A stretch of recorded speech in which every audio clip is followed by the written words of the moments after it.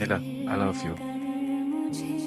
আপনার সাথে আমার কিছু কথা আছে। বলুন। আমি কোনোদিন মা হতে পারবো না। আমি এমন একজন পার্টনার চাই যে সবকিছু জেনে বুঝে আমার সাথে থাকবে। পারবেন আপনি? বিয়ের পরও সন্তান ছাড়া থাকতে? খুব কঠিন প্রশ্ন করে ফেললাম না? আপনি আগে শিওর হন, তারপর আমাকে জানাবেন। আসি। আমার একটা ফ্রেন্ড একটা মেয়েকে অনেক ভালোবাসে, বুঝছো?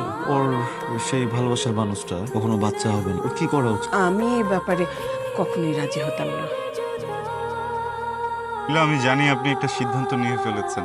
আমি আপনার কোনো সিদ্ধান্ত পাল্টাতে আসিনি, জাস্ট কিছু কথা বলতে আসছি। আর কিছু বলার নেই আবি। সবাই নিখুঁত মানুষকে ভালোবাসে, খুঁতওয়ালা মানুষকে কেউ ভালোবাসে না। একটা সংসার সুন্দর করার জন্য আসলে ভালোবাসার প্রয়োজন নীলা। নীলা, আমাকে কি ক্ষমা করা যায় না প্লিজ? অনেক দেরি হয়ে গেছে, মন থেকে সরিয়ে ফেলেছি আমি আপনাকে। তুলিও কখনো মা হতে পারবেন।